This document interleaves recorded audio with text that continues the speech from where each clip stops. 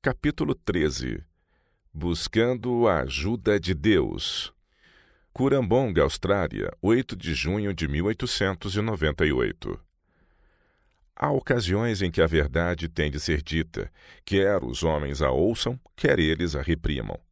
O Senhor é grandemente desonrado quando os que professam acreditar na verdade não se harmonizam entre si e apelam a advogados. Estudarão vocês a palavra de Deus e atenderão às suas instruções quanto a esse assunto? Ou os interesses da causa de Deus não devem ser confiados a homens que não têm uma conexão com o céu? Foram apresentados assuntos diante de mim, e isso encheu minha alma de uma angústia aguda. Eu vi homens que se achavam lutando uns contra os outros com a ajuda de advogados, mas Deus não estava em sua companhia. Tendo muitas ideias relativas ao trabalho, vão eles aos advogados para que os ajudem a realizar os seus planos. Sou comissionada a informá-los que eles não estão se movendo sob a inspiração do Espírito de Deus. Porventura não há Deus em Israel para irdes consultar a Baal-zebude, Deus de Ecrom? Segundo Reis, capítulo 1, verso 3. Homens em posições de responsabilidade estão se unindo com os da igreja e de fora da igreja, cujo conselho os está enganando. Porventura, será necessário que o Senhor venha a vocês com a vara para mostrar-lhes que precisam de uma experiência mais elevada antes de poderem estar aptos a conectar-se com a família do alto? Unir-se-ão vocês com homens que têm a faculdade de acusar, de pensar e falar mal das coisas que Deus aprova? Em nome de Deus lhes digo que vocês precisam de discernimento mais claro e mais clara visão espiritual. Se a luz que Deus lhes deu inúmeras vezes, de que os centros missionários deveriam ser estabelecidos em muitas cidades e que o trabalho e os meios centralizados em Battle Creek deveriam ser divididos e utilizados em muitos lugares, houvesse sido obedecida, o presente estado de confusão e carência de meios nunca teria acontecido. Homens localizados em Battle Creek têm desconsiderado os conselhos do Senhor, porque para eles era mais conveniente terem o trabalho centralizado lá. Deus os deixou entregues aos resultados de sua sabedoria humana, e o fruto é visto no presente estado de perplexidade. Quem há entre vós que tema ao Senhor e ouça a voz do seu servo? Quando andar em trevas e não tiver luz nenhuma, confie no nome do Senhor e firme-se sobre o seu Deus. Todos vós que acendeis fogo e vos cingis com faíscas, andai entre as labaredas do vosso fogo e entre as faíscas que acendestes. Isso vos vem da minha mão, e em tormentos jazereis. Isaías 50, versos 10 e 11. Ora, pois, fala agora aos homens de Judá e aos moradores de Jerusalém, dizendo: Assim diz o Senhor, eis que estou forjando mal contra vós e projeto um plano contra vós. Convertei-vos, pois, agora, cada um do seu mau caminho, e melhorai os vossos caminhos e as vossas ações. Mas eles dizem: não há esperança, porque após as nossas imaginações andaremos, e fará cada um segundo o propósito do seu malvado coração. Portanto, assim diz o Senhor: perguntai agora entre os gentios quem ouviu tal coisa. Coisa muito horrenda fez a Virgem de Israel. Porventura deixar-se-á a neve do Líbano por uma rocha do campo? Ou deixar-se-ão as águas estranhas, frias e correntes? Contudo, o meu povo se tem esquecido de mim, queimando incenso à vaidade, e fizeram-nos tropeçar nos seus caminhos e nas veredas antigas, para que andassem por veredas afastadas, não aplainadas. Jeremias 18, versos de 11 a 15. Obra médico-missionária. Vez após outra, Deus tem mostrado o trabalho que a igreja de Battle Creek e todos na América do Norte devem fazer. Devem eles alcançar um padrão muito mais alto em termos de avanço espiritual do que até agora alcançaram. Devem despertar do sono e sair para fora do acampamento para trabalhar por pessoas que estão prestes a perecer. Os obreiros médico-missionários estão realizando o trabalho longamente negligenciado que Deus deu para a igreja de Battle Creek. Estão apresentando o último chamado à ceia que ele preparou. Meus irmãos, por que vocês mantêm tantas coisas vinculadas em Battle Creek? Por que vocês não levam a obra missionária a outras cidades, onde há muito trabalho missionário para ser feito?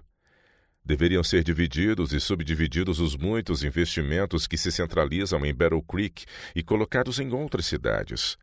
Vocês que pensam ser homens sábios dizem: podemos fazer o trabalho aqui em Battle Creek com menos despesa. Por acaso não sabe o Senhor de tudo isso? Não é Ele um Deus que compreende todos esses raciocínios descrentes que mantêm tantos investimentos vinculados a Battle Creek? Ele revelou a vocês que deveriam ser erguidos centros em todas as cidades. Isso atrairia muitos para fora de Battle Creek, a fim de trabalharem em outros lugares. Para ser levada adiante corretamente, a obra médico-missionária precisa de talento. Requer mãos fortes, dispostas e administração sábia, distintiva. Mas poderá isso ocorrer enquanto os que se encontram em posições de responsabilidade, presidentes de associações e ministros, barrarem o progresso? O Senhor diz aos presidentes de campos e a outros irmãos influentes: removam os blocos de tropeço que foram colocados diante das pessoas. Nosso povo em Battle Creek não tem exercitado seus talentos, planejando e inventando meios para implantar o padrão da verdade em regiões onde a mensagem não foi proclamada e onde deveriam ser feitos decididos esforços. E o Senhor moveu o Dr. Kellogg e os seus associados para fazerem um trabalho que pertence à Igreja e que foi oferecido a eles, mas que não escolheram de sua própria vontade aceitar. Alguns em Battle Creek, em vez de assumirem o trabalho a eles dado por Deus, têm seguido seu próprio modo egoísta, encoberto sua visão espiritual e a visão espiritual de outros. E Deus colocou o seu trabalho precioso nas mãos daqueles que o assumirão e o levarão adiante. Deus está em seu santo lugar e também habita com aquele que é de espírito humilde e contrito, para reavivar o espírito do humilde e reavivar o coração do arrependido. Os que estão fazendo o trabalho médico missionário deveriam ter o pleno apoio e cooperação da Igreja. Se não obtiverem isso, estarão comprometidos. Não obstante, avançarão.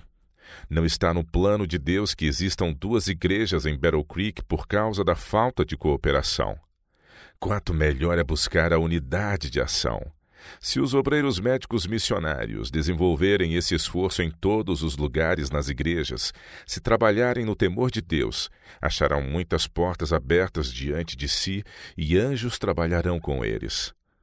Por favor, leiam o convite à ceia e a última chamada a ser feita. Estudem o que está sendo feito para se atender à ordem de Jesus. Não consigo entender por que tal indiferença é manifestada por muitos, porque vocês deveriam estar afastados, criticando e mantendo-se ressentidos. A rede do Evangelho deve ser lançada ao mar, juntando bons e maus. Mas por que isso ocorre? Devem os homens e mulheres ignorar os esforços que se têm feito para salvar os que crerão e se unirão para alcançar aquela classe de quem Cristo falou em sua reprovação aos fariseus? Disse ele: em verdade vos digo que os publicanos e as meretrizes entram adiante de vós no reino de Deus. Mateus 21, verso 31. Não serão vocês capazes de perceber que mesmo na igreja existem os que não estão ligados a Deus? Cristo, porém, diz: deixem o joio e o trigo crescer ambos juntos até a ceifa. E por ocasião da ceifa direi aos ceifeiros: colhei primeiro o joio e atai-o em molhos para o queimar, mas o trigo ajuntai-o no meu celeiro. Mateus 13, verso 30. Quando o Senhor se faz presente nas igrejas, pedindo-lhes para fazer um certo trabalho, e as pessoas se recusam a fazê-lo, quando alguns, unidos os seus esforços humanos com os divinos, procuram alcançar as profundezas das dificuldades e misérias humanas, sobre eles repousará ricamente a bênção de Deus. Mesmo que apenas poucos aceitem a graça de nosso Senhor Jesus Cristo, sua obra não será vã, pois uma vida é preciosa, muito preciosa aos olhos de Deus. Cristo teria morrido por uma só pessoa, a fim de que ela pudesse viver pelos séculos eternos. Estudemos o 18º capítulo de Mateus. Esse capítulo deveria iluminar nossos olhos. Cristo diz: Vede, não desprezeis algum destes pequeninos, porque eu vos digo que os seus anjos nos céus sempre veem a face de meu Pai que está nos céus. Porque o Filho do Homem veio salvar o que se tinha perdido. Que vos parece? Se algum homem tiver 100 ovelhas e uma delas se desgarrar, não irá pelos montes deixando as 99 em busca da que se desgarrou? E se porventura acha, em verdade vos digo que maior prazer tem por aquela do que pelas 99 que não desgarraram. Assim também não é vontade de vosso Pai que está nos céus que um destes pequeninos se perca. Mateus 18, versos de 10 a 14. Muitas pessoas estão sendo resgatadas, arrancadas das mãos de Satanás pelos fiéis obreiros. É preciso que alguém sinta um anseio de alma para encontrar para Cristo os que estão perdidos. O resgate de uma vida sobre a qual Satanás triunfou produz alegria entre os anjos celestiais. Aos que destruíram em si mesmos a imagem moral de Deus, a rede do Evangelho precisa acolher esses pobres excluídos. Anjos de Deus cooperarão com os que se encontram empenhados nessa obra, que fazem todo esforço para salvar pessoas que estão a perecer, dando-lhes a oportunidade que muitos nunca tiveram. Nenhuma outra maneira senão a de Cristo é capaz de alcançá-los. Ele sempre trabalhou para aliviar os sofrimentos e ensinar a justiça. Somente assim podem os pecadores ser erguidos das profundezas da degradação.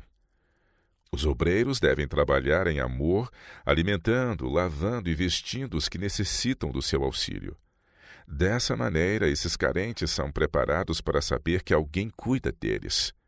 O Senhor mostrou-me que muitas dessas pessoas, mediante o trabalho de seres humanos, cooperarão com o poder divino e procurarão restaurar a imagem moral de Deus em outros pelos quais Cristo pagou o preço do seu sangue.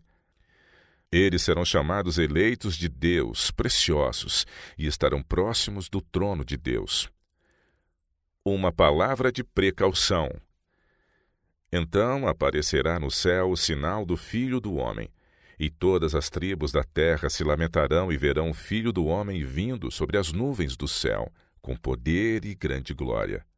A ele enviará os seus anjos com rijo clamor de trombeta, os quais ajuntarão os seus escolhidos desde os 4 ventos de uma a outra extremidade dos céus. Mateus 24, de 30 a 31. Vigiai, pois, porque não sabeis a que hora há de vir o vosso Senhor.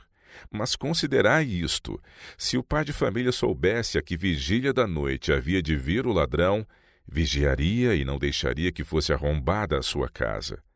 Por isso estai vós apercebidos também, porque o Filho do Homem há de vir à hora em que não penseis.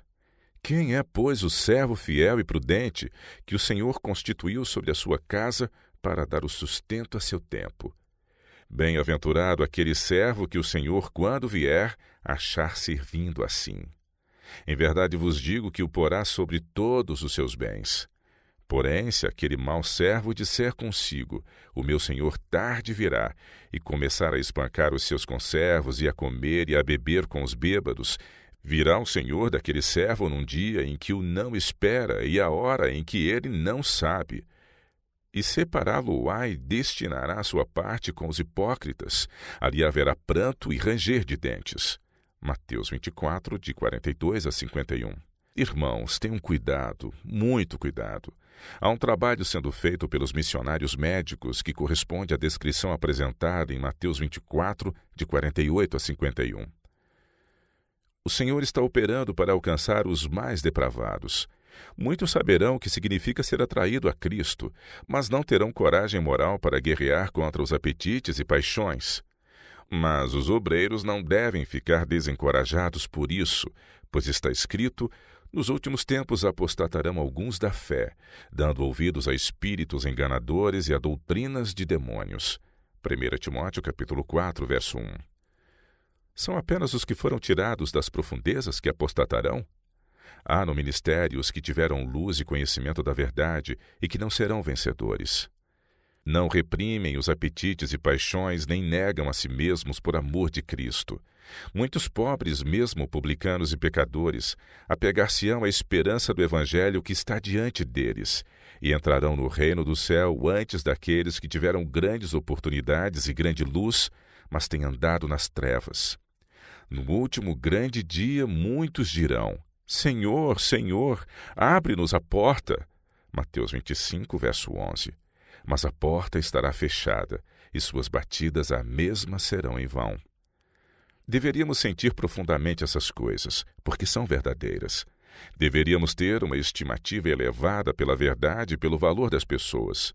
O tempo é curto e há um grande trabalho a ser feito.